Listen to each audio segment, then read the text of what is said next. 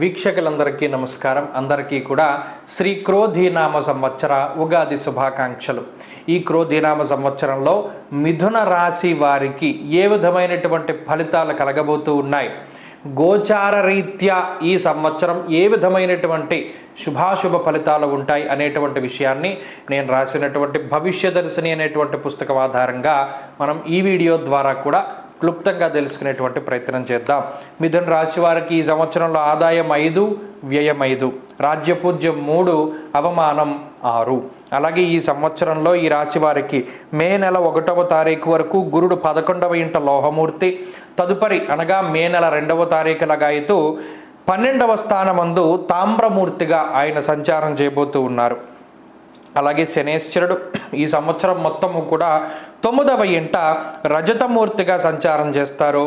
రాహుకేతువులు ఈ సంవత్సరం మొత్తం 10, 4వ ఇంట సువర్ణమూర్తులుగా సంచారం చేయబోతూ ఉన్నారు. అయితే ఈ గ్రహ సంపత్తిని కనుక పరిశీలనం చేస్తే గత సంవత్సరంలో మిథున రాశి వారికి గురు బలం ఉంది, రాహు బలం ఉన్నది, శని బలంగా లేరు దీర్ఘ సంచార గ్రహాల్లో. అయితే మరి ఈ సంవత్సరంలోనో గురు బలం తగ్గుతూ ఉన్నది. గురుడు కేవలం అర్ధశుభుడు మాత్రమే, సగం శుభ ఫలితాలను మాత్రమే ఇస్తారు. శుభమూలో వ్యయశ్చైవ. అలాగే రాహు దశమ కేంద్రంలో ఆయన బలయుక్తుడై శుభ ఫలితాలను ఇవ్వడానికి అవకాశం ఉంటుంది. శనేశ్వరుడు మాత్రం మిశ్రమ ఫలదాతగా ఆయన ఫలితాన్ని ఇవ్వబోతూ ఉన్నారు. గురుని యొక్క వ్యయస్థాన స్థిత ఫలితం మనం పరిశీలనం చేస్తే ఇందాక చెప్పుకున్నట్టు శుభమూలో వ్యయశ్చైవ ప్రాణ విక్రయ దూషణం అన్నారు.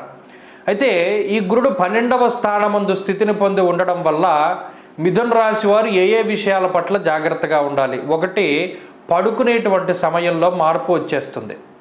ఎప్పుడూ పడుకుంటే ఉదాహరణకి 9 గంటలకు పడుకుంటున్నారు అనుకోండి, ఈ సంవత్సరంలో వారు 9 గంటలకు పడుకోలేరు, 11 అయిపోతుంది.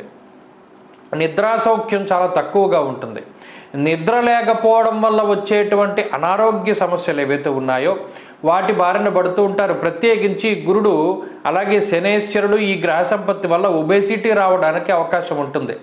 వేళకి తిండి, వేళకి నిద్ర లేకపోవడం వల్ల వచ్చేటువంటి ఊబకాయము అనేటువంటి సమస్య వల్ల మిథున రాశి వారు బాధపడడానికి అవకాశం ఉంటుంది. శరీరమందు వృద్ధాప్య ఛాయలు కనబడుతూ ఉంటాయి.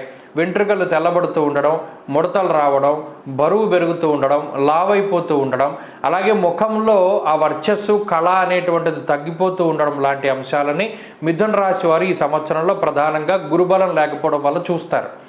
అంతేకాక అదృష్టం తగ్గుతూ ఉంటుంది. దైవబలం కానీ అదృష్టాన్ని కానీ నమ్ముకొని ఇంతకాలం ముందుకు వెళ్ళినటువంటి వారు ఎవరైతే ఉంటారో వారు ఆ రెండింటినీ కూడా కొంత మానివేయాలి. ఆ రెండింటినీ పక్కన పెట్టి కష్టాన్ని నమ్ముకోవాలి. ఇప్పటి నుండే కూడాను ఆ కష్టసాధ్యమైనటువంటి పనులని ముందుకు తీసుకెళ్తూ ఉండాలి. దానివల్ల కొంత అదృష్టం వస్తుంది. అలాగే ఈ సంవత్సరంలో ప్రత్యేకించి మిథున రాశి వారికి ఉద్యోగాల్లో పనిచేస్తూ ఉండేటువంటి వారికి స్థానచలనానికి అవకాశం ఉంటుంది. అనగా పనిచేస్తూ ఉన్న ప్రాంతం మార్పు, కంపెనీ మార్పు, లేదా స్థల మార్పు, గృహ మార్పు, ఏదైనా సరే కొంత మార్పు చెందించి వేరే ప్రాంతంలో నివాసం ఉండడానికి అవకాశం ఉంటుంది. అయితే శుభ కార్యక్రమాల కోసం చాలా ఎక్కువగా ధనాన్ని ఖర్చు పెడతారు. శుభ కార్యక్రమాలకి కానీ, సాంఘిక కార్యక్రమాలకి కానీ, లేదా తీర్థయాత్రలకి కానీ, దైవ దర్శనాలకి కానీ, లేదా మరి ఏ ఇతరత్ర సుగంధ ద్రవ్యాలు, లేపనాలు, ఇలా దేవుడికి సంబంధించినటువంటి కార్యక్రమాలు వేటికైనా సరే ఎక్కువగా ధనాన్ని ఖర్చు పెట్టేటువంటి పరిస్థితులకి అవకాశం ఉంటుంది. అలాగే ఉద్యోగ పరిస్థితులు చాలా సానుకూలంగా ఉన్నాయి. ఉద్యోగంలో అయితే ఇబ్బందికరమైన పరిస్థితులు ఏమీ ఉండవు. ఈ సంవత్సరంలో ఉద్యోగంలో సానుకూలమైన వాతావరణం ఉంటుంది. కానీ వ్యాపార పరంగా మాత్రం కొంత కష్టపడతారు. వ్యాపార పరంగా అనుకోని విధంగా కొంత కాంపిటీటర్స్, అంటే మీతో పోటీ పడేటువంటి తత్వం, మీలాంటి మనస్తత్వం ఉండేటువంటి, మరి ముఖ్యంగా మీ కిందే పనిచేసి మీలాంటి షాపు పెట్టుకునేటువంటి వారు మీకు కాంపిటీషన్ అవుతూ ఉంటారు. వారి వల్ల మీకు తలకే పోటు ఎక్కువ వస్తుంది ఈ సంవత్సరం. ఆ విషయంలో కొంత జాగ్రత్తగా ఉండాలి. అలాగే వృత్తి ఉద్యోగాలలో కొంత గుర్తింపు లభించడానికి అవకాశం ఉంటుంది.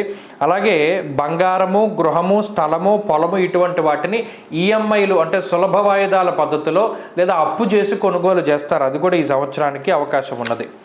అలాగే దశమ కేంద్రంలో రాహు మనస్సౌఖ్యం సదానందం అభీష్ట సుఖభోజనం అన్నారు శాస్త్రమందు. అనగా ఈ సంవత్సరంలో తిండి పుష్టి చాలా ఎక్కువగా ఉంటుంది. ఇందాక మనం చెప్పుకున్నట్టు ఊబగాయానికి కూడా అది ఒక కారణం. అలాగే మనసుకు నచ్చినటువంటి ప్రాంతాలను సందర్శనం చేయడం, తీర్థయాత్రలు, విహారయాత్రలు, జల విహారాలు, లేకపోతే ఇంకోటి ఎక్కువగా మీరు వెళుతూ ఉంటారు.